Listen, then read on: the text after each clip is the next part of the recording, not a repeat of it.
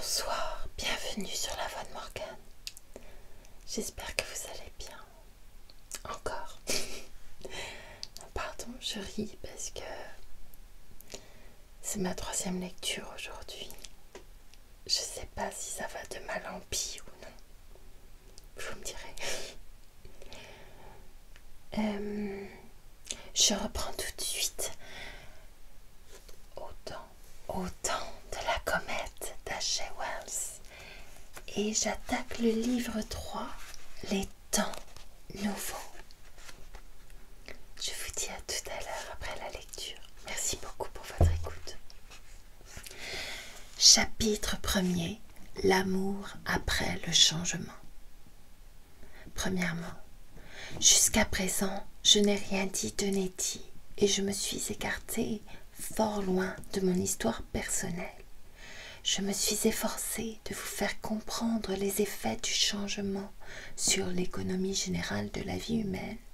Action prompte, aurore magnifique, invasion toute puissante, inondation irrésistible d'un flot de lumière de l'esprit même de la vie. Mon existence avant le changement se présente dans ma mémoire comme un corridor sombre, à peine éclairé çà et là par des lampes sans éclat, d'un rayon de quelque beauté. Tout le reste est douleur sourde et ténèbres. Puis, tout à coup, les murailles qui m'emprisonnaient s'écroulent et s'évanouissent, et je m'élance ébloui, incertain et pourtant joyeux, dans ce monde de douceur et de beauté, indéfiniment varié, inépuisable en satisfaction, et j'exulte de ce glorieux don de la vie.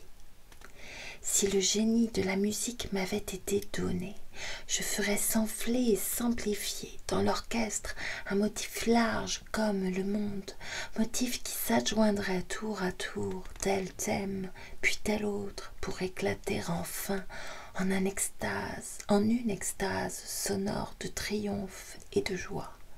J'y mettrais toutes les voix, tous les orgueils, tous les espoirs d'un départ sous l'aube éclatante, toutes les jubilations nées des événements inattendus, toutes les réjouissances intimes d'un effort pénible achevé et soudain récompensé. Ce serait comme les floraisons neuves, comme le jeu folâtre des enfants, comme le sourire des mères à travers les larmes quand elles serrent contre leur cœur leur premier-né, comme des villes qui se bâtiraient au son des instruments, comme de grands vaisseaux, tout pavoisés d'oriflammes qui glissent pour la première fois vers la mer, aux acclamations délirantes des foules, leurs proues baptisées de vin. Et, au milieu de ce cortège, ce serait l'espérance radieuse et invincible, rythmant de tous ces motifs combinés sa marche triomphale, l'espérance victorieuse franchissant, au son des trompettes et dans le vent des bannières, les portails grands ouverts du monde. Puis, voici surgir, hors de ce lumineux brouillard de joie, Nettie elle-même, transfigurée. C'est ainsi qu'elle me revint, merveilleuse, incroyablement oubliée. Elle revient et Verrall est à son côté. Dans ma mémoire, aujourd'hui, elle reparaît telle qu'elle frappa ma vue ce jour-là, vision d'abord un peu étrange et pas très distincte, faussée par les vitres décolorées et ondulées du bureau de poste auxiliaire de Menton, ou est-ce Menton? Je me demande. Cela se passa le second jour après le changement. Je venais d'expédier les télégrammes de Melmont, qui se préparait à regagner le palais ministériel de Downing Street. Le couple m'apparut d'abord très petit, déformé. Le verre les courbait et modifiait leurs gestes et leurs démarches. Je sentais qu'il m'incombait de leur dire « La paix soit entre nous ».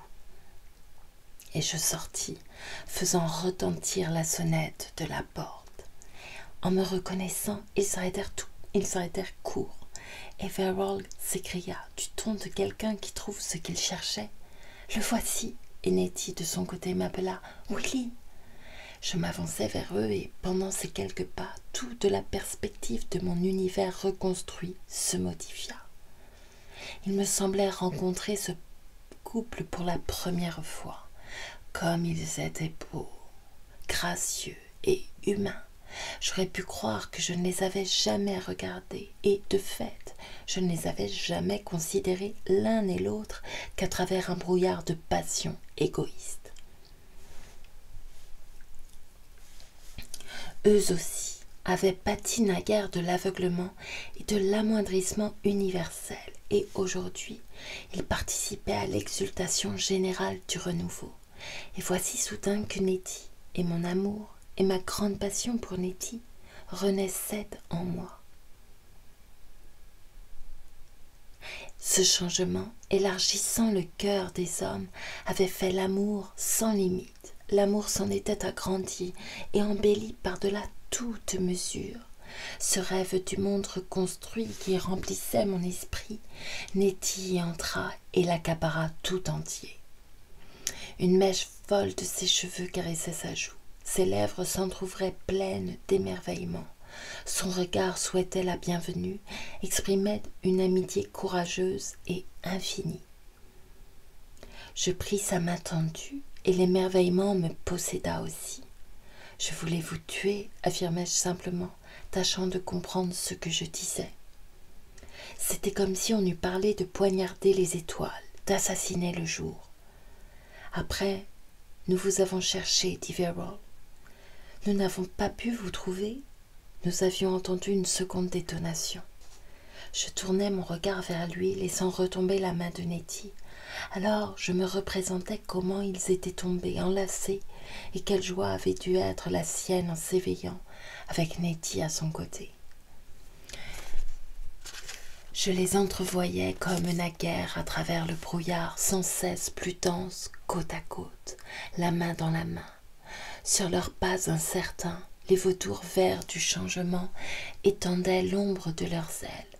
Ils tombèrent pour s'éveiller, amants unis dans l'aube du paradis. Quels mots diront combien riants leur parurent ces premiers rayons, combien suaves les fleurs, combien doux le chant des oiseaux. Ces sentiments remplissaient mon cœur et pourtant mes lèvres disaient. En m'éveillant, j'ai jeté mon revolver. Ma pensée vide ne s'exprimait plus que par du silence. Je formulais des paroles dénuées de sens. Je suis très heureux de ne pas vous avoir tué. Heureux que vous soyez si beau.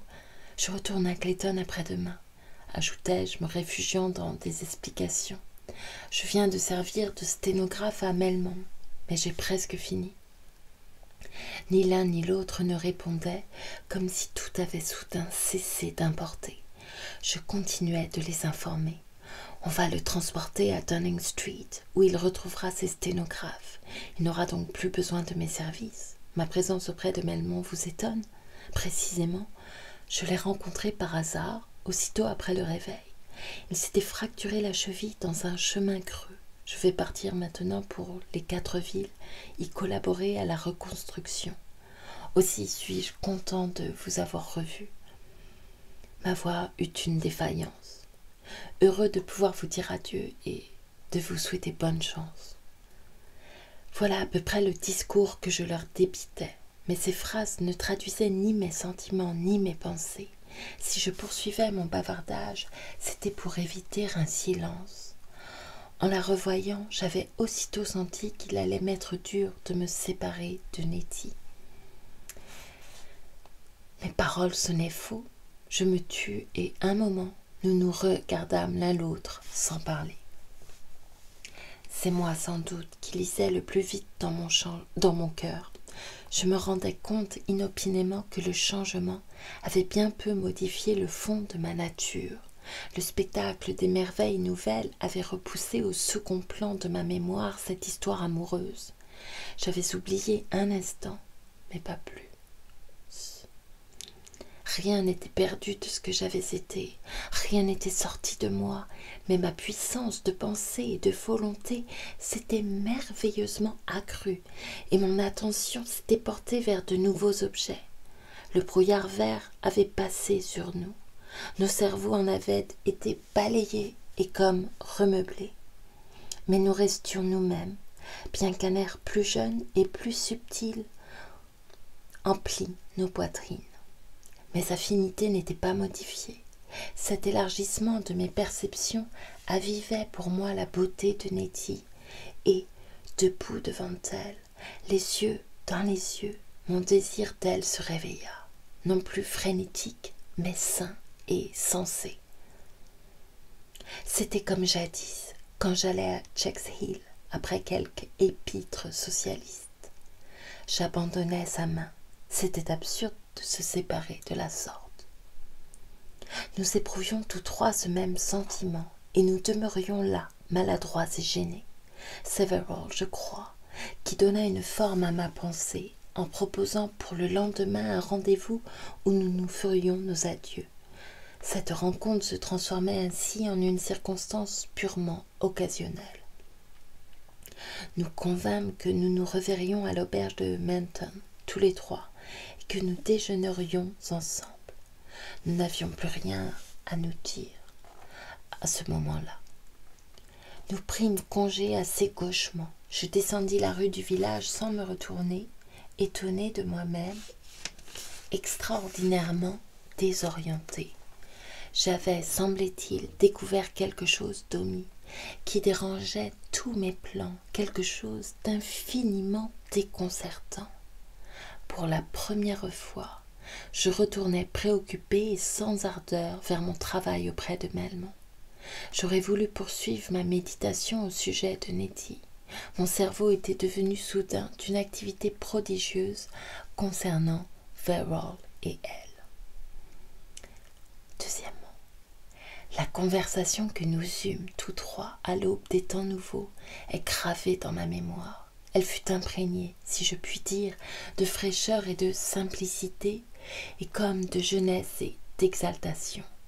Nous abordions, nous discutions avec une sorte de timidité naïve les questions les plus délicates dont le changement eût proposé la solution à l'humanité. Nous les réduisîmes à leur véritable proportion. Où en étions-nous? Tel est le sujet que nous débattions, nous, et des millions de nos semblables. Le hasard voulut qu'à cette dernière rencontre avec Nettie se trouve associée, en quelque sorte, la femme de l'aubergiste de Menton. Cette auberge de Menton était un des rares coins agréables du vieux monde. Singulièrement prospère, l'établissement servait surtout des déjeuners et des thés à une nombreuse clientèle que lui envoyait Shaftenbury.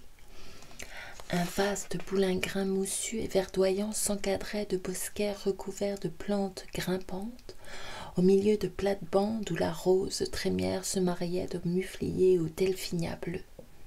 Un fond sombre de lauriers et de houx faisait ressortir ces bouquets versicolores. Les pignons de l'auberge s'abritaient sous les gigantesques hêtres pourpres, et son enseigne, Saint-Georges, sur un cheval blanc terrassant le dragon, se balançait contre le ciel éclatant. Pendant que, dans ce ravissant lieu de rendez-vous, j'attendais Nettie et Verrall, je me pris de conversation avec la patronne, femme à la carrure puissante, au visage affable plein de taches de rousseur. Nous causâmes du matin du changement. Cette matrone corpulente, florissante, avec son abondante chevelure rousse, ne doutait pas un instant que tout, de par le monde, allait être modifié au mieux. Cette confiance et un je ne sais quoi dans le son de sa voix me la firent aimer. « Nous voilà réveillés, disait-elle. Un tas de choses vont être redressées, qui n'avaient ni queue ni tête. Pourquoi? Parce que j'en suis sûre. » Son regard bleu rencontra le mien avec une expression d'infinie amitié. Ses lèvres, entre ses phrases, assumèrent un sourire léger et joli. Les vieilles traditions étaient ancrées en nous. Dans toute auberge anglaise de cette époque, on avait coutume de corser l'addition, et je me renseignais sur le prix du déjeuner. « Payez ou non, dit-elle, et ce qu'il vous plaira. C'est fête ces jours-ci. Il faudra bien, je suppose, que nous ayons toujours des additions et des recettes, de quelque façon que nous nous arrangions, mais ce ne sera plus le souci d'autrefois, j'en suis sûre. Voyez-vous, cette partie-là n'a jamais été mon fort. Bien des fois, je me suis prise à regarder entre les feuillages et à me demander ce qu'il serait juste pour moi et les miens de demander aux clients, et quelle somme ils paieraient sans se croire écorchés. L'argent, ça m'est égal. Il y en aura du changement. Tenez-le vous pour dit. Mais moi, je resterai ici à contenter les gens de mon mieux, tous ceux qui passent sur la route. C'est charmant ici, vous savez, quand on est gai. Ce n'est que quand il y a de la jalousie, de la malveillance, de la fatigue ou de la gloutonnerie à manger plus qu'on ne peut tenir, à boire trop. Alors le diable est de la partie. J'en ai vu aller des figures joyeuses. On nous revient comme des amis, mais il n'y a jamais rien eu de pareil à ce qui va se passer, à présent que tout sera remis en place. Elle sourit, l'excellente femme, du sourire de la joie et de l'espérance. Je vous ferai une omelette, promit-elle. Vous m'en direz des nouvelles, on en mange comme cela qu'au ciel. J'ai de la cuisine dans les doigts, ces jours-ci comme je ne m'en suis jamais sentie. Vous n'avez pas idée du plaisir que j'y prends. Nettie et Verrall se montrèrent à ce moment, sous l'arceau rustique revêtu de roses écarlates. Nettie était tout en blanc avec un chapeau de soleil. Lui portait un complet gris. « Voilà mes amis !» m'écriai-je. Mais, malgré les merveilles du changement, une légère angoisse attrista la radieuse joie de mon âme, comme un nuage atténue les rayons du soleil. « Un joli couple, fit l'hôtesse, en les suivant du regard pendant qu'ils traversaient le tapis vert du boulingrin. Ils formaient vraiment un beau couple, mais je n'éprouvais que peu de joie à les admirer. Troisièmement.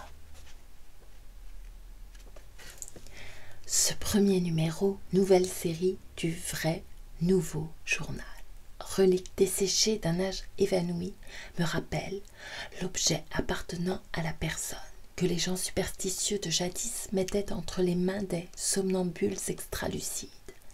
Rien qu'à effleurer le grain du papier, je franchis rétrospectivement un abîme de 50 années. Et je nous revois tous les trois attablés sous la tonnelle. Un parfum d'églantine nous enveloppe et, quand la conversation s'interrompt, c'est le murmure des abeilles dans les héliotropes des bordures qui nous bercent. C'est l'aube des temps nouveaux, mais nous traînons encore les stigmates et la livrée des temps anciens. J'ai toujours mon teint brun, mes mauvais vêtements et, sur ma joue, l'échymose jaune et bleue que le poing de Lord Redcar y dessina. Le jeune Verrall, assis en coin, mieux pris de taille, mieux vêtu, blond et calme, est de 2 ans mon aîné, mais ne le paraît pas à cause de la fraîcheur de son teint. Nettie me fait vis-à-vis et me fixe de ses yeux noirs. Plus grave et plus belle que je ne la vis jamais. C'est la même robe blanche que j'avais remarquée quand je la rencontrais dans le parc et, à son cou, s'enroule encore le même collier de perles où pend un médaillon d'or. Elle est tellement la même et elle est tellement changée. Une fillette alors et aujourd'hui une femme. Dans l'intervalle de cette métamorphose, toutes mes angoisses et toutes les merveilles du changement ont passé. Au bout de la table verte où nous nous accoudons, une nappe immaculée porte le modeste couvert. Derrière moi, à flots prodigues, le soleil inonde le jardin bigarré. Je revois toute la scène. Je suis encore assis, mangeant gauchement. Ce journal est étalé sur la table et Verrall parle du changement. Vous ne pouvez pas vous imaginer, explique-t-il de sa voix fine et assurée, combien de bienfaisait le changement a détruite au fond de moi. Je ne me sens pas encore éveillée. Les hommes de ma sorte sont à tel point des êtres factices. Je ne le soupçonnais même pas jusqu'ici. Il se penche vers moi, par-dessus la table, soucieux de se faire bien comprendre. Je me sens, dirais-je, comme un mollusque qu'on a sorti de sa coquille, mou, nouveau. On m'a appris à m'habiller selon la mode, à penser, à agir d'une certaine façon. Je vois maintenant l'erreur et l'étroitesse de cette éducation. C'était le mot d'ordre d'une classe. On était correct et convenable entre soi, mais pour faire corps contre le reste du monde. En vérité, des gentlemen. Mais c'est déroutant. J'entends encore sa voix quand il prononça ces paroles. Je vois le mouvement de ses sourcils et le sourire agréable qui éclairait sa figure. Il se tut. Il avait éprouvé le besoin d'exprimer ces choses, mais ce n'était pas ce que nous avions à nous dire. Je m'inclinai légèrement en avant et pris mon verre à pleine main.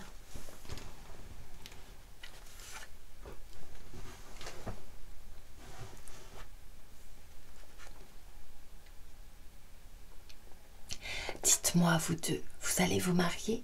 Ils s'entre-regardèrent. Je ne songeais pas à me marier quand je suis partie, avoua Nettie à mi-voix. Sans doute, fis-je. Et relevant péniblement la tête, mon regard rencontra celui de Verrall. Ce fut lui qui répondit. Je pense que nous avons uni nos existences, mais ce qui nous empoigna fut une sorte de folie. J'approuvai de la tête. Toute passion est une folie. Puis je me pris à douter de la vérité de mes paroles. « Pourquoi avons-nous fait ces choses ?» interrogea-t-il, en se retournant soudain vers elle. Elle appuya son menton sur ses mains fermées et garda les yeux baissés. « Il nous fallut les faire, répliqua-t-elle. Elle éclata tout à coup. « Willy, m'interpella-t-elle, le regard éploré, je n'avais pas l'intention de te traiter mal, non, vraiment. Je ne cessais de penser à toi, à papa et à maman, tout le temps. Seulement, ça ne me causait aucun chagrin. Je ne m'en écartais pas d'un pas de la route que j'avais choisie. »« Choisie » m'écriai-je.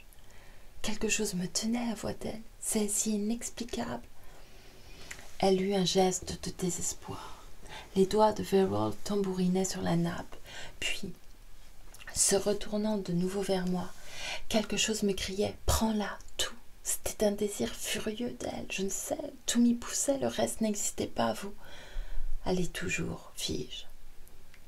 Quand je vous connus, je fixai Nettie. Tu lui avais donc parlé de moi? Demandai-je, avec au cœur comme une piqûre de vieil aiguillon. Verrall répondit pour elle. Non, mais le hasard s'en mêla. Quand je vous rencontrai dans le parc un soir, mes instincts étaient en éveil. Je devinais qui vous étiez. Vous avez triomphé de moi. Si je l'avais pu, j'aurais triomphé de vous. Mais continuez.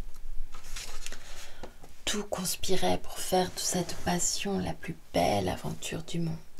Cela vous avait un air de témérité généreuse, de risque capital. Tout mon avenir de politique et d'affaires pour lequel j'avais été élevé et où il allait de mon honneur de faire figure pouvait en être compromis. La chose n'en était que plus belle. Aucun homme sensé ou propre n'aurait approuvé ce que je faisais. La chose en devenait sublime. Je disposais de tous les avantages de la position sociale et j'en abusais ignoblement. Que m'importait? Oui, c'est vrai, dis-je. Et la même vague sombre qui vous avait soulevé m'entraîna à votre suite, balbutiant de haine et de fureur avec ce revolver. Et le mot d'ordre auquel tu obéissais, Nettie, c'était « Livre-toi, jette-toi à l'abîme ». Les mains de Nettie retombèrent sur la table. « Je ne puis te dire ce que c'était, » fit-elle, parlant à cœur ouvert. « Les filles ne sont pas élevées comme les hommes, à regarder dans leurs pensées. Je n'y vois pas clair encore. » Il y avait toutes sortes de petits motifs mesquins mêlés à la force qui disait « Il faut ». Quel motif? Je songeais toujours à l'élégance de sa mise. Elle sourit, avec un rapide coup d'œil sur Verrall. Je me répétais que je serais comme une dame installée dans un hôtel, servie par des domestiques. C'est l'abominable vérité, Willy. D'autres choses aussi pauvres que cela, et de plus misérables même. Je la vois encore qui plaide sa cause, la parole franche, claire et aussi étonnante que l'aube du premier grand matin. Non, tout ne fut pas misérable, protestai-je lentement, après un silence. Non, répondirent-ils ensemble, mais plus que l'homme, la femme choisie, ajouta Nettie. Je vis toute l'aventure par petits tableaux séduisants. Tu sais, cette jaquette, elle a quelque chose. Ça ne te fait rien que je te le dise? Peu t'importe, à présent, j'acquiesçai d'un signe. Elle continua comme elle se fût adressée à mon âme, douce, sérieusement, cherchant à formuler la vérité. Ce vêtement avait un vilain aspect cotonneux, reprit-elle. Je sais qu'il est ridicule et honteux d'être à la merci de pareilles impressions, mais c'est cela qui me menait. Imagine-toi une pareille confession naguère. Puis je détestais Clayton et sa tristesse. Oh, cette cuisine, l'horrible cuisine de ta mère. Et par-dessus le marché, Willy, tu me faisais peur. Je ne te comprenais pas comme je le comprenais, lui. Maintenant, c'est différent. Je savais ce qu'il me proposait. Et puis le son de sa voix. C'est vrai, dis-je à Verrall, sans me formaliser de toutes ces révélations.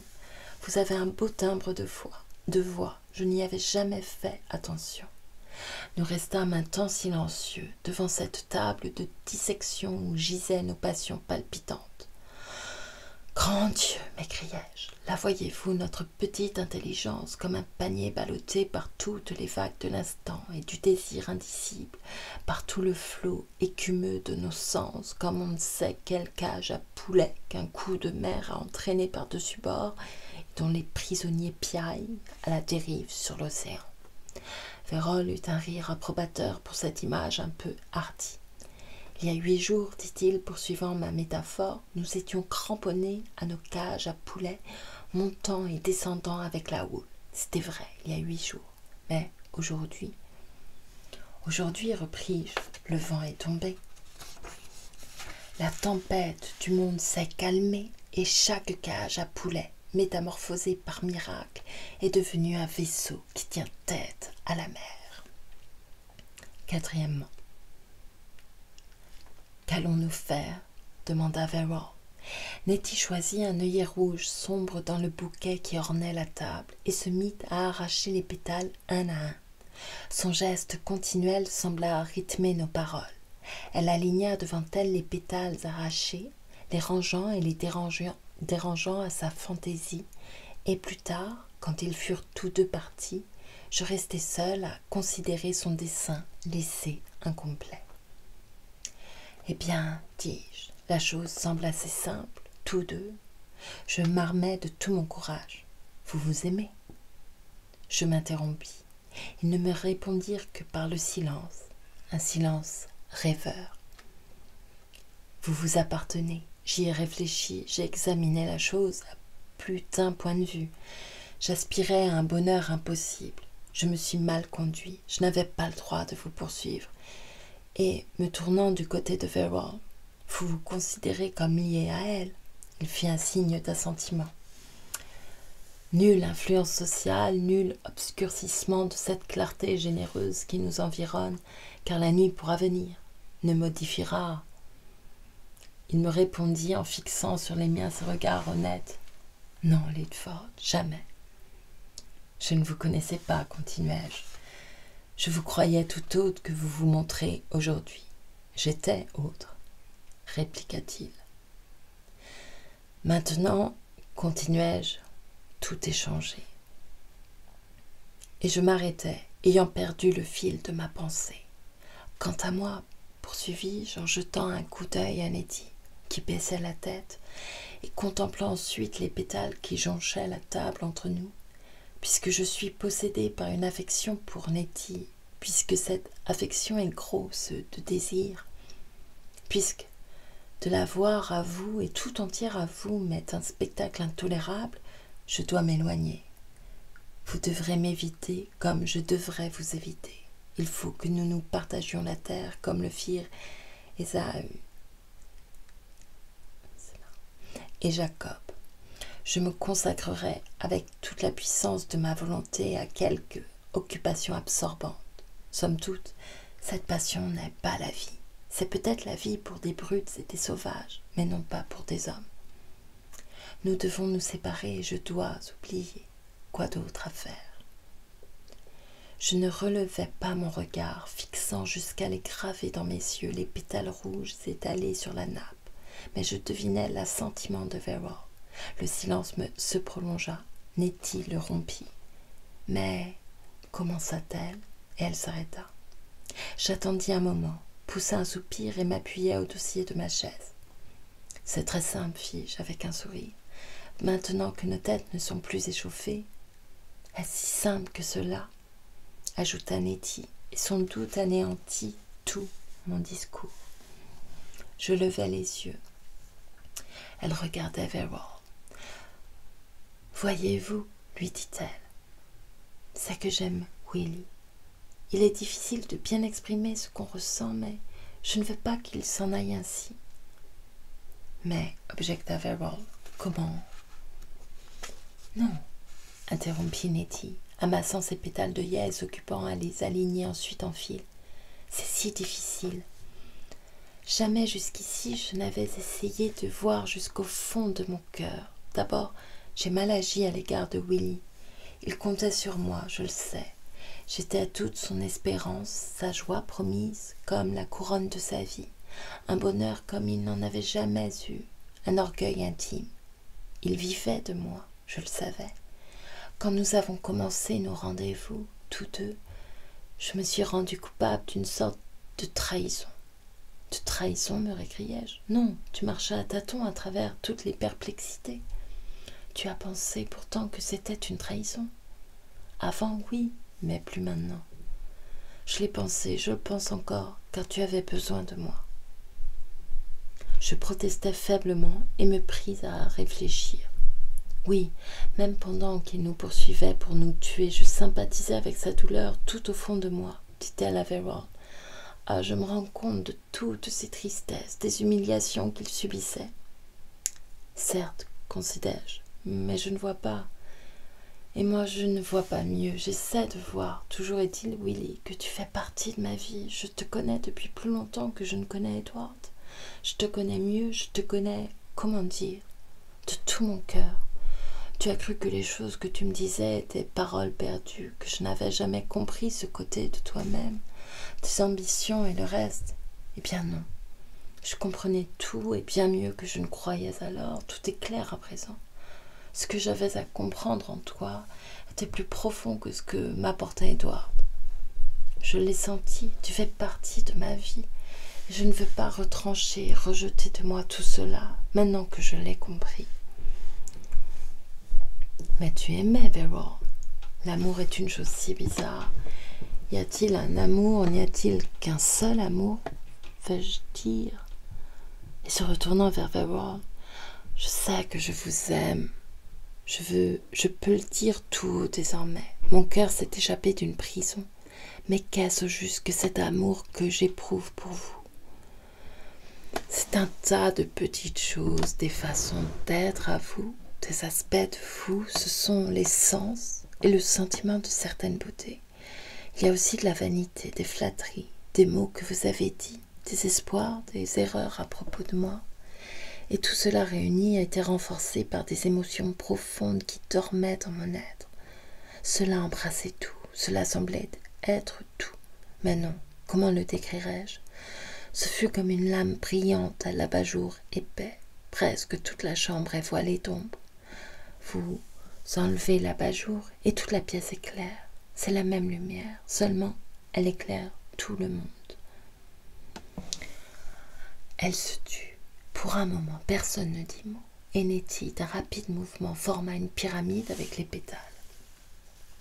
Le langage imagé m'a toujours troublée, et cette phrase, c'est toujours la même lumière, me revenait à l'esprit comme un refrain.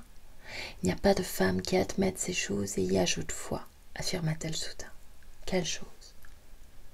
Aucune femme ne partagerait cette opinion. Il vous faut choisir un homme, dit Vera, la comprenant avant moi. Nous sommes élevés avec cette idée. On nous dit, c'est dans les livres, dans les contes, dans ce que les gens rabâchent, dans la façon dont ils se conduisent. Un jour, un homme viendra, il sera tout et rien ne comptera plus. Quittez tout et vivez en lui. À l'homme aussi on dit cela d'une certaine femme, répliqua Verrall. Seulement les hommes ne le croient pas, ils sont plus obstinés. Les hommes ne se sont jamais conduits comme s'ils le croyaient. Il n'est pas besoin d'être vieux pour savoir ça.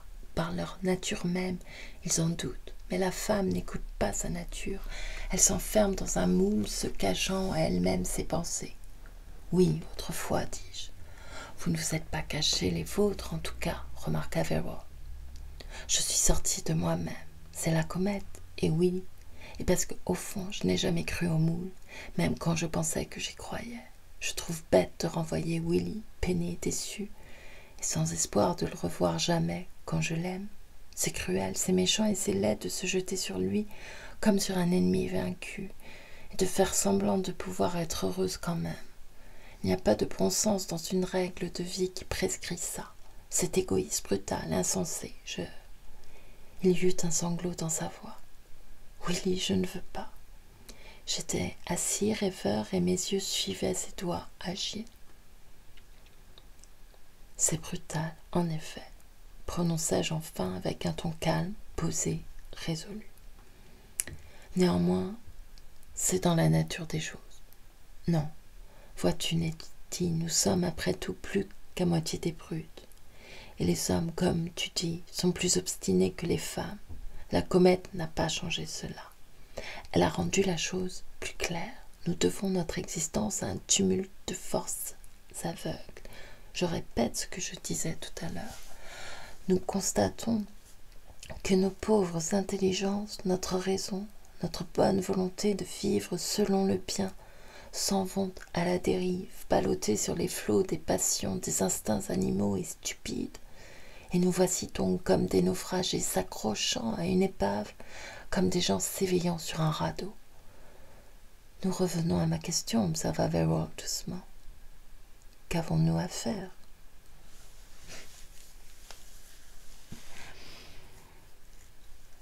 Nous séparer, déclarai-je.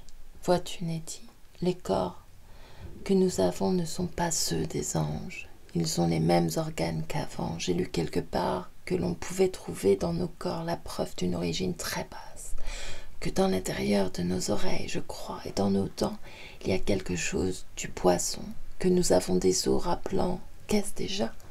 Les os d'ancêtres marsupiaux et sans trace du singe. Même ton beau corps, Nettie, renferme ses tares. Non, écoute, je me penchai vers elle vivement. Nos émotions, nos passions, nos désirs, leur substance, comme la substance de nos corps, forment un animal, une chose combative aussi bien qu'une chose de désir. Tu nous parles en ce moment comme un esprit à des esprits. C'est facile lorsqu'on a pris de l'exercice, lorsqu'on a bien mangé et que l'on n'a rien à faire, mais lorsqu'on retourne à la vraie vie, on retourne à la matière. Oui, dit Nettie, me suivant lentement, mais on peut la vaincre.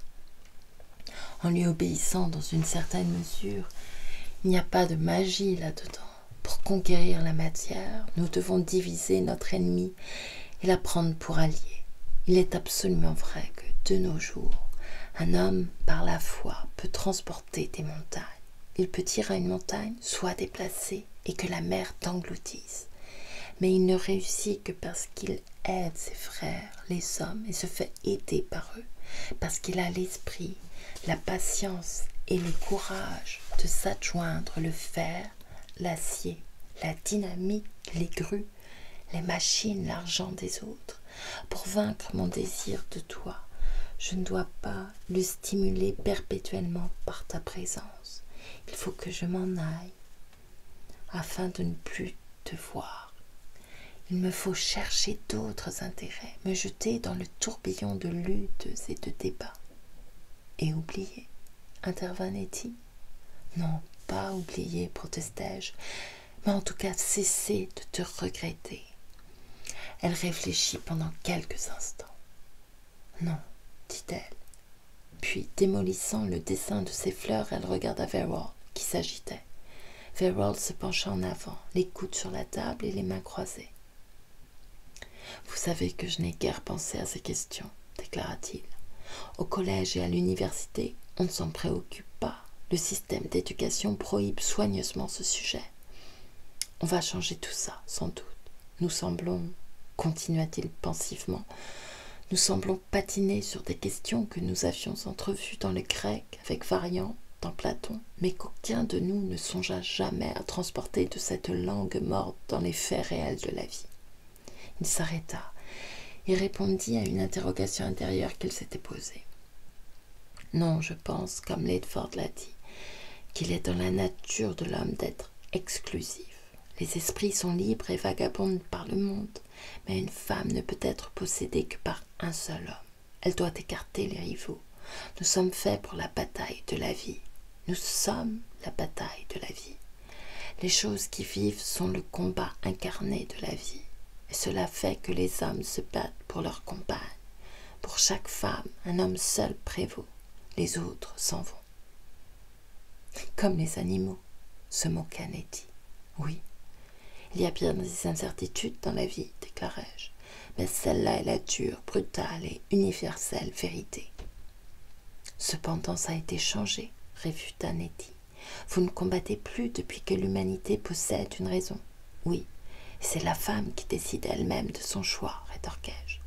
Et si je ne veux pas choisir, ton choix est fait. Oh, fit-elle, avec un peu d'impatience.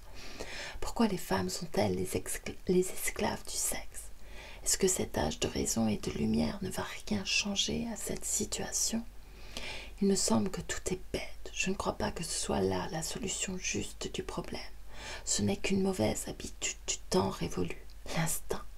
Il est une foule d'autres choses où vous ne laissez pas vos instincts vous diriger. Me voici entre vous. Voici Edward. Je l'aime parce qu'il est gai et agréable et parce qu'il me plaît. Voilà Willy, une partie de moi-même, mon premier secret, mon plus vieil ami. Pourquoi ne puis-je les avoir tous les deux? Ne suis-je pas aussi un esprit que vous ne me consultiez qu'en tant que femme, qu'en chose à posséder, à conquérir par la lutte? Elle se tut, et nous songions pas à lui répondre. Soudain, elle formula son inquiétante proposition. Ne nous séparons pas. Se séparer, c'est se haïr, Willy. Pourquoi ne serions-nous pas amis quand même? On se verrait souvent, on causerait, me récriai-je. De tout cela, par-dessus la table, je rencontrai les yeux de Verrall, et nous nous étudiâmes l'un et l'autre. C'était le loyal et pur examen d'un antagonisme honnête.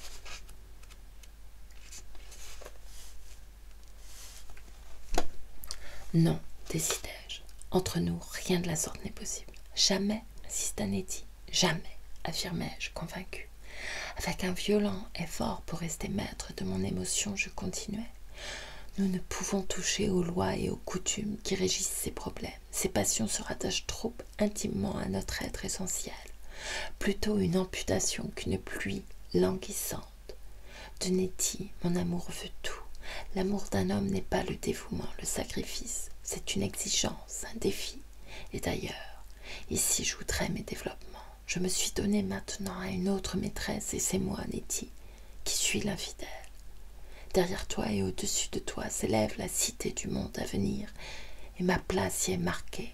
Cher cœur, tu es seulement le bonheur, et cela, oui vraiment, cette vocation m'appelle, quand bien même mon sang devrait baptiser la pierre angulaire, et je voudrais espérer que ce sera là mon sort, Nettie.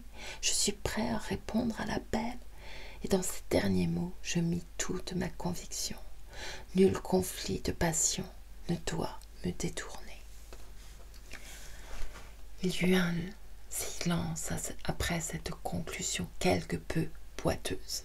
Alors nous devons nous séparer, articula Nettie, qui avait l'expression d'une femme qu'on frappe à la face. Je fis un signe d'assentiment. Un nouveau silence, et je me levai. Nous étions à présent debout tous les trois. Nous nous quittâmes presque de mauvaise humeur, sans un mot de plus, et je restai seule dans le berceau de verdure. Je ne crois pas les avoir suivis des yeux. Je me souviens seulement de moi-même, demeurée là, affreusement vide et seule. Je m'assis de nouveau et m'abandonnai à une vague rêverie.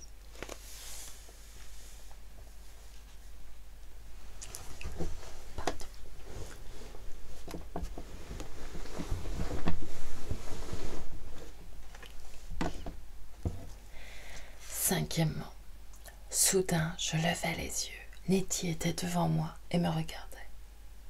Depuis notre conversation, je réfléchis, dit-elle. Edward m'a laissé revenir vers toi, et je sens que peut-être je pourrais mieux te parler en tête à tête. Je ne soufflai mot, et ce mutisme l'embarrassa. Je ne pense pas que nous devions nous séparer, répéta-t-elle. On vit de différentes façons. Je me demande si tu comprendras ce que je vais te confier, Willie. C'est difficile de formuler ce que je sens, mais il faut que ce soit dit. Si nous devons nous quitter pour toujours, il faut que ce soit spécifié clairement. Auparavant, j'avais toujours cet instinct féminin, cette éducation de femme qui fait qu'on se cache. Mais Edward n'est pas tout de moi. Pense bien à ce que je dis. Edward n'est pas tout de moi. Je voudrais pouvoir mieux t'exprimer comment je vois cela. Je ne suis pas tout de moi-même non plus. Toi en tout cas, tu es une partie de moi et je ne peux endurer l'idée de te laisser. Et je ne vois pas pourquoi je te laisserais. Il y a comme un lien du sang entre nous, Willie. Nous avons grandi ensemble. Nous faisons partie l'un de l'autre. Je te comprends. Oui, maintenant je te comprends. Vraiment. J'en suis venue en quelque sorte à te comprendre tout à coup. Assurément, je te comprends, toi et ton rêve. Je veux t'aider, Edward. Edward n'a pas de rêve. Cela m'est insupportable, Willie, de penser que nous deux devons nous séparer. Nous avons décidé pourtant, n'est-ce pas? Il faut nous séparer. Mais pourquoi? Je t'aime. Eh bien, pourquoi le cacherais-je, Willie? Je t'aime. Nos yeux se rencontrèrent. Elle rougit, puis continua résolument. Tu es ridicule, le tout est ridicule. Je vous aime tous les deux. Tu ne sais pas ce que tu dis, Nettie. Tu veux que je parte? Oui, oui, pars. Un instant, nous nous dévisageâmes sans prononcer une parole, comme si, par-delà les ténèbres insondables, par-delà la surface et la présente réalité des choses, quelque révélation muette se faisait pressentir. Elle voulut parler, mais se retint. « Faut-il donc que je parte ?» s'écria-t-elle enfin, les lèvres tremblantes et des larmes aux yeux comme des étoiles. Elle voulut m'objurguer encore. « Willie, pars !» interrompis-je. « Oui, pars !» Nous ne bougeâmes ni l'un ni l'autre. Elle restait là, en larmes, attendrie et apitoyée, soupirant après moi, me plaignant. Quelque chose de cet amour plus large qui mènera nos descendants au-delà de toutes les limites, de toutes les rigoureuses et claires obligations de notre vie personnelle nous émut, comme le premier souffle d'un vent venant du ciel qui s'agite et passe. J'eus l'envie de prendre sa main et d'y poser mes lèvres, mais je savais qu'en la touchant, toute ma force m'abandonnerait. Ainsi, debout, à distance, nous nous quittâmes.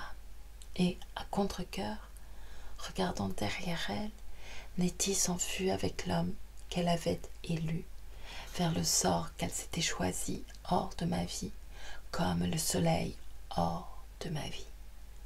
Ensuite, je suppose que j'ai dû plier le journal et le mettre dans ma poche. Mais mon souvenir de cette rencontre se termine avec le visage de Nettie se tournant pour partir. Je me rappelle fort distinctement toute cette scène. Je pourrais presque garantir l'exactitude de chaque parole que j'ai mise dans nos bouches. Puis vient une lacune. J'ai le vague souvenir d'être retournée dans la maisonnette, près des terrains du jeu de golf, d'avoir assisté aux préparatifs et au départ de Melmont, d'avoir trouvé importune l'activité de Parker, le secrétaire, et d'avoir été me poster sur la route avec le désir profond d'être seule pour dire au revoir à Melmont. Peut-être étais-je déjà ébranlée dans ma résolution de me séparer de Nettie pour toujours, car je me proposais, je crois, de raconter à Melmont tout ce qui avait été fait et dit.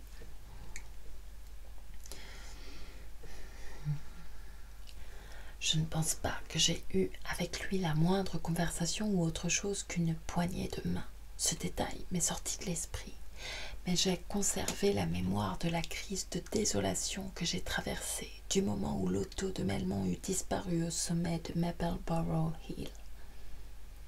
C'est alors que s'imposa à moi la conviction que le changement et la tâche nouvelle qui m'étaient fixés dans la vie ne me procureraient pas le parfait bonheur. Une protestation s'éleva en moi, comme contre une injustice extrême, lorsque mes compagnons de ces derniers jours m'eurent quitté. « C'est trop tôt, murmurai-je. C'est trop tôt pour me laisser seule. Mon sacrifice était excessif, pensai-je, après cet adieu à la vie de passion ardente et immédiate, après ce renoncement à Nettie, à mon désir, à la rivalité physique et personnelle, après cette mutilation de moi-même. Il était cruel de me laisser seule, le cœur saignant, de m'envoyer tout de suite vers l'inexorable austérité du labeur, réclamé par la vie plus large. Il me semble que je renaissais, soudain dépouillée de tout, abandonnée, perplexe. À l'œuvre, dis-je, me contraignant à l'héroïsme. Je pressai le pas en soupirant, heureux toutefois que le chemin à suivre me menât vers ma mère. Mais, chose curieuse, je me rappelle que je fus plutôt gaie dans la ville de Birmingham ce soir-là. J'éprouvais le besoin d'agir, de m'intéresser à quelque chose. J'avais dû m'arrêter pour la nuit parce que le service des trains était quelque peu troublé. J'assistais à un concert donné dans le parc, un orchestre qui jouait sur les vieux instruments de cuivre une musique du vieux monde. Et je liais conversation avec un homme qui, me dit-il, avait été reporter d'un des journaux locaux. Il manifestait une curiosité avisée sur les projets de reconstruction qui se formaient pour la vie de l'humanité, et ses propos ravivèrent tout l'intérêt que je prenais à ce noble rêve. En nous promenant au clair de lune, nous arrivâmes à un endroit appelé Bourneville, et nous discutâmes alors des nouveaux groupements sociaux qui devaient remplacer les anciens domiciles particuliers et isolés, et de la façon dont les gens seraient logés. Ce Bourneville se prêtait bien au sujet. De gros manufacturiers y avaient essayé d'améliorer les habitations de leurs ouvriers. Pour nos idées d'aujourd'hui, ce qu'ils firent paraîtrait le plus faible des efforts, mais à cette époque, on venait de loin pour voir des cottages coquets avec leurs bains dissimulés dans le plancher de la cuisine. L'emplacement était bien choisi en vérité, et autres ingénieux aménagements. Personne dans cet âge agressif ne voyait qu'on attendait à la liberté en faisant qu'on attendait à la liberté en faisant des ouvriers les locataires et les débiteurs de leurs patrons, bien qu'une loi eût été depuis longtemps votée qui interdisait toutes les tentatives peu importantes de ce genre. Mais mon compagnon de rencontre et moi, nous paraissions avoir toujours prévu les développements possibles dans ce sens, et nous ne doutions pas que le devoir de loger les gens ne fût une responsabilité publique. Notre intérêt se portait plutôt vers la possibilité d'établir des nurseries, des cuisines et des salles publiques qui économiseraient le travail et donneraient au peuple plus de temps et plus de liberté. C'était un sujet très captivant, mais qui n'avait rien de particulièrement gai, et, quand je fus étendue dans mon lit cette nuit-là, je songeais à Nettie, aux bizarres raisons qu'elle avait invoquées pour justifier sa double préférence, et ma rêverie se transforma en une sorte de prière. Je priais cette nuit-là. Laissez-moi vous l'avouer, ou plutôt j'exposais mes aspirations à une image que je m'étais forgée dans mon cœur, et qui me sert encore de symbole pour tout ce qui est mystérieux et inconcevable. J'adressais ma requête à un maître artisan, au capitaine invisible de tous ceux qui contribuent à l'édification du monde, au façonnement de l'humanité. Après, comme avant ma prière, j'imaginais que je causais et raisonnais, et me rencontrais encore avec Nettie, mais elle n'entra jamais avec moi dans le sanctuaire de mon culte. Chapitre 2. Les derniers jours de ma mère. Premièrement. Le lendemain, j'étais chez moi, à Clayton. L'étrange rayonnement qui embellissait le monde était là, plus radieux encore, opposé aux ténébreux et pénibles souvenirs d'enfance assombrie, de jeunesse laborieuse, d'adolescence écrit, tissés autour de ce lieu pour moi. Il me semblait que, pour la première fois, je voyais le matin. Aucune cheminée ne fumait ce jour-là, aucun haut fourneau ne brûlait. On s'occupait d'autre chose. Le soleil réconfortant et splendide, la lumineuse transparence de l'air sans poussière, donnaient aux rues étroites une étrange gaieté. Je croisais des gens souriants qui s'en revenaient des repas publics servis à l'hôtel de ville, en attendant l'organisation meilleure et définitive. Soudain, parmi ces passants, j'aperçus Parlotte. « Tu avais raison, mon vieux, à propos de cette comète, lui criai-je gaiement. Il vint à moi et me serra la main. « Qu'est-ce qu'on fait ici ?» m'enquis-je. « On nous envoie de la nourriture du dehors, me répondit-il, et nous allons niveler toutes ces infectes masures. On campera sous la tente par là-bas, sur les landes. » Il me mit au courant de tout ce qui se préparait. Les comités du centre s'étaient mis tout de suite à la besogne avec une ardeur remarquable. Une répartition nouvelle de la population était déjà projetée dans ses lignes principales. Parlotte, pour sa part, travaillait à un collège improvisé de sciences mécaniques. En attendant que des plans de réorganisation fussent arrêtés, chacun retournait à l'école pour acquérir toutes les connaissances techniques possibles nécessitées par l'énorme entreprise de reconstruction à laquelle on préludait. Il m'accompagna jusqu'à ma porte. Le vieux Pettigrew descendait les marches du perron. Il paraissait couvert de poussière et fatigué, mais son œil était plus brillant que de coutume, et il portait, à la façon de quelqu'un qui n'en a guère l'habitude, une trousse d'ouvrier. « Comment vont les rhumatismes, monsieur Pettigrew ?» demandai-je. « Un bon régime peut faire des miracles, » répondit le vieillard en me regardant en face. « Ces maisons, ajouta-t-il, sont destinées à être démolies, je suppose, et nos notions sur la propriété devront subir une sévère révision, à la lumière de la raison. Mais en attendant, j'ai fait de mon mieux pour réparer les lézards du toit. Quand je pense que j'ai pu tergiverser par guigner. » Il leva la main dans un geste propitiateur, abaissa les coins de la grande bouche et hocha sa vieille tête. « Ce qui est passé, monsieur Pettigrew. Votre pauvre chère mère, une si bonne et si honnête femme, si simple, si généreuse, si indulgente, en y songeant. À présent, mon cher jeune ami, proféra-t-il courageusement, je suis honteux. Le monde entier a rougi à l'aube l'autre jour, monsieur Pettigrew, et ma foi fort joliment, dis-je. Tout cela est fini maintenant, juste ciel, qui n'est pas honteux de tout ce qui s'est fait avant mardi. Oubliant naïvement qu'en ce lieu j'étais un voleur, je lui tendis une main clémente. Il la serra et s'en alla, secouant la tête et répétant qu'il était honteux, mais au fond un peu consolé, je pense. La porte s'ouvrit et le visage de ma pauvre vieille mère apparut. « Ah, Willy, mon enfant, toi, c'est toi !» Je courus au-devant d'elle, car je craignais qu'elle ne tombât. Comme elle se cramponnait à moi, la chère femme. Mais d'abord, elle repoussa sur nous la porte d'entrée. Sa vieille habitude de respecter mon incorrigible caractère la retenait encore.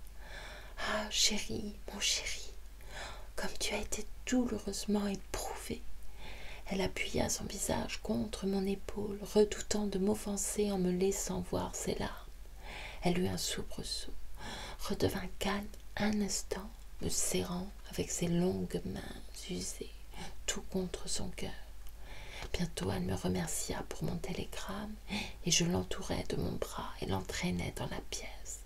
« Tout va bien pour moi, mère chérie, et les jours sombres sont passés pour toujours, mère. » Là-dessus, son courage céda, et elle sanglota tout haut sans que personne l'en empêchât. Il y avait 5 noires années qu'elle n'avait osé pleurer en ma présence. Deuxièmement, cher cœur, il ne lui restait plus que quelques courts instants à passer dans le monde renouvelé. Je ne savais pas alors quelle serait la durée de ce temps, mais le peu que je pouvais faire, peut-être après tout que ce peu fut beaucoup pour elle, je le fis pour compenser mes jours de dureté et de révolte. Je pris soin d'être toujours auprès d'elle, car je comprenais maintenant son étrange besoin de moi.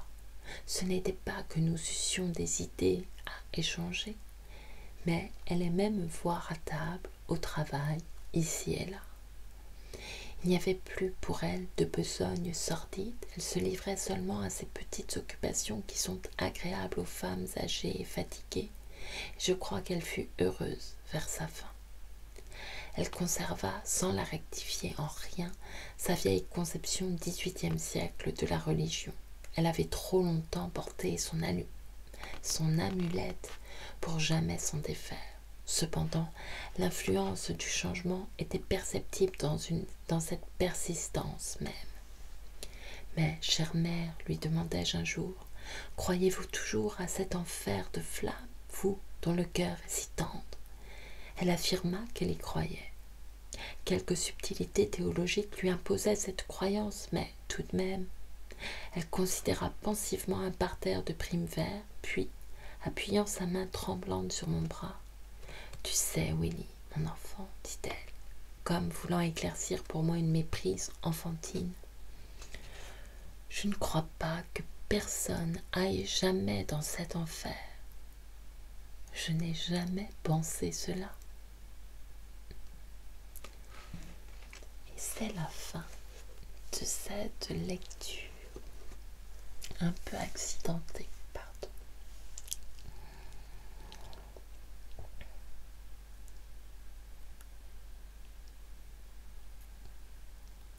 Effectivement, apparemment le changement n'a pas eu trop lieu dans le domaine de l'amour. J'ai trouvé ça étrange en fait, ce passage. Et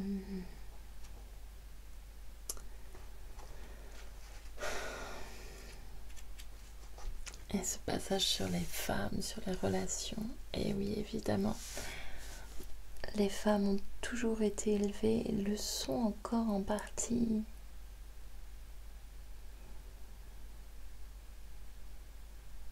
D'après moi, hein.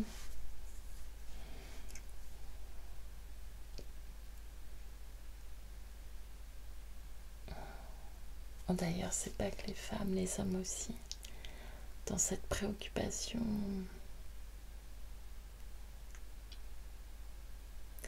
Je suis trop fatiguée, en fait, c'est comme ma dernière lecture de Au temps de la comète, je vous disais, parce que je reprenais ces termes, que c'était facile. Oui, le changement en soi est facile. On fait toujours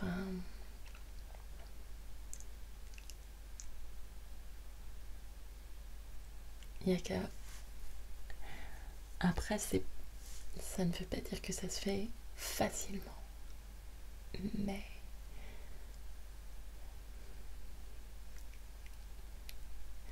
il n'y a qu'à voir je dis pas que c'est un modèle un modèle tout simplement. Les coups d'état, les changements en soi c'est facile, mais ça a souvent des conséquences. C'est pas,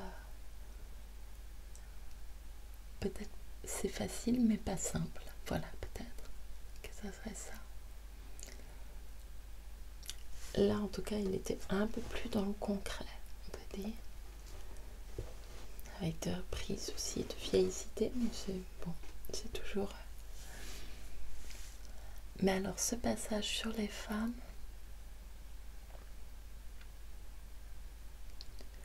pourquoi les femmes sont toujours préoccupées, c'était cette phrase qui m'a un petit peu sauté à la face, comme si j'avais été battue. Pardon, celle-là aussi elle m'a fait mal. comme une femme que l'on bat.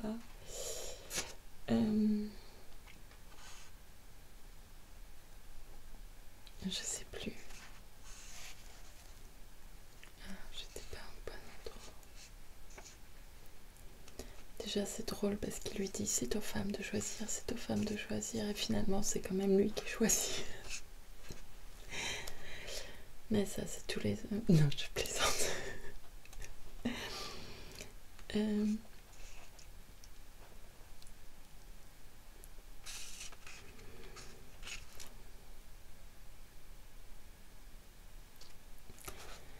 Et puis les mots qu'il met dans la bouche de cette pauvre Nettie, qui s'est donc arrêtée à l'aspect de sa veste et à la cuisine de sa mère.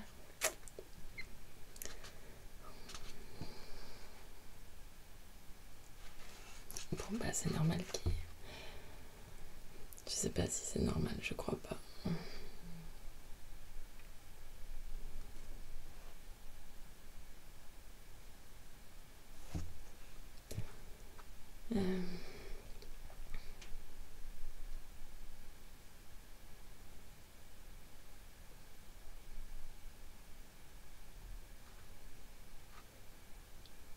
J'imagine qu'il parle d'une... Je sais pas si il pense à quelqu'un qui a existé pour lui quand il a... Peut-être que c'est toutes les souffrances qu'il a endurées qui sont...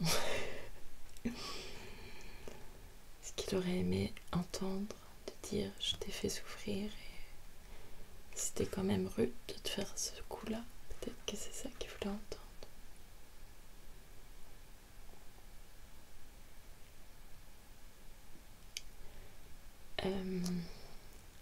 Bon, je ne trouve plus.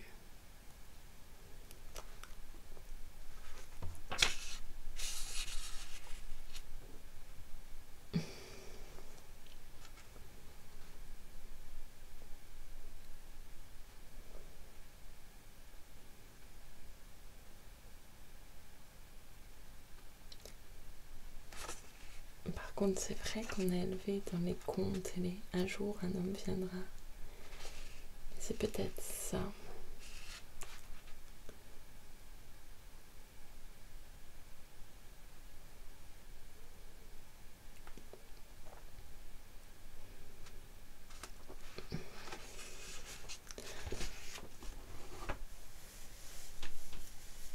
En fait, ça revient avec plus puissamment ces derniers temps. J'ai l'impression, quand je lis les lectures ou toutes les lectures, vous voyez par exemple du programme du bac, où à chaque fois les femmes ont quand même un rôle affreux. Et même dans Colette, en fait, on trouve cette même cette critique de la femme. Alors là, il y a des nouvelles lectures qui arrivent pour l'année prochaine. On va voir ce que ça donne. J'espère que ce sera un peu mieux. Ça a l'air, mais... Et...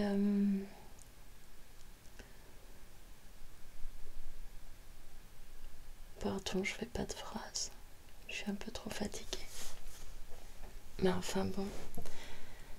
Là, ce que je voulais dire, c'était... qui m'a agacée quand même. Sur les femmes, sur l'amour. Effectivement, j'ai vu l'autre jour une publicité.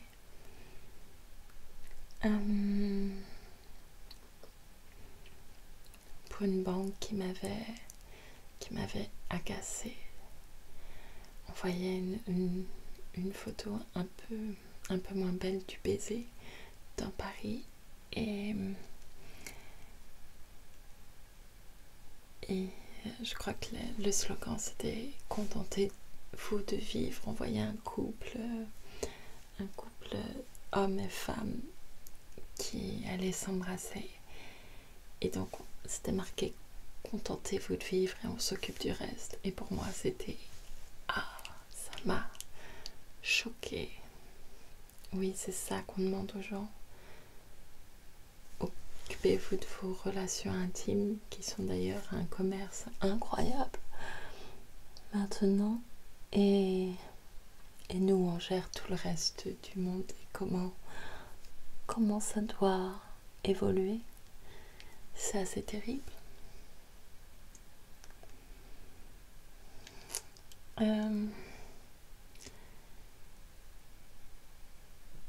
Mais oui, alors évidemment ça change, mais que ce soit avec les jouets, les cosmétiques, avec la façon de dire aux filles qu'elles sont jolies, qu'elles sont mignonnes, qu'elles sont douces, tout ça. On les élève pour plaire et séduire souvent. Et maintenant ça change, hein, je veux bien le croire.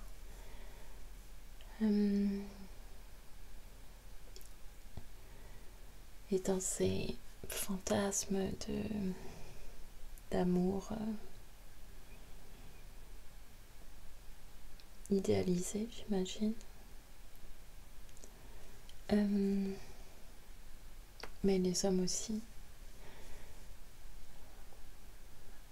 Sauf qu'on ajoute que les femmes sont perverses et souvent quand même, et manipulatrices, et qu'elles arrivent toujours à leur quoi, à leur fin, j'imagine. Et après, on crée aussi de la rivalité entre femmes, alors que il y a quand même énormément d'amitié et de soutien entre les femmes. Pas toujours, pas à toutes les époques, mais pas à toutes les époques de la vie, je veux dire.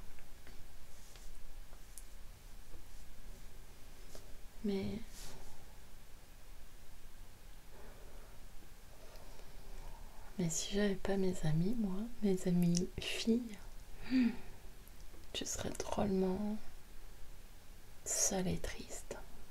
Drôlement seule surtout.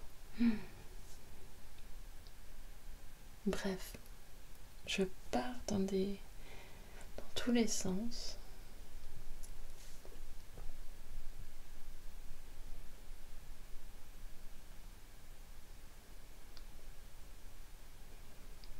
Mais c'est vrai. De manière générale, j'ai l'impression que les garçons sont plus élevés à développer leur passion, leur liberté, tout ça, leur indépendance.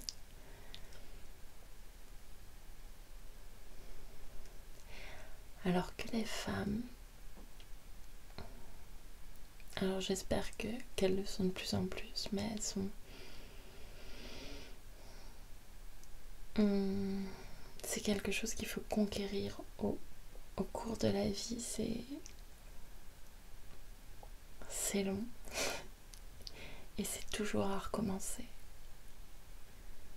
Et on trouve toujours des personnes qui vont considérer que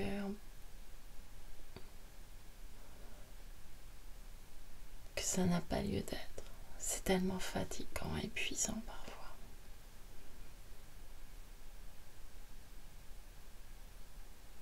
Je dis pas que c'est pas épuisant pour les hommes d'être des hommes. Ah là là. Qu'est-ce que on se complique la vie, j'ai l'impression. Enfin, moi non, pas trop. Mais quand j'observe les gens, j'ai l'impression que c'est compliqué. Bon, allez, je m'arrête là. Je suis fatiguée, il faut que j'aille faire dodo. Je vous remercie beaucoup pour votre écoute. Je crois pas que ces dernières minutes soient très intéressantes. Mais ça m'avait agacé cette lecture, il fallait que j'en parle parce que sinon je n'allais pas pouvoir dormir. Je vous remercie beaucoup. Prenez soin de vous et faites de beaux rêves. À bientôt.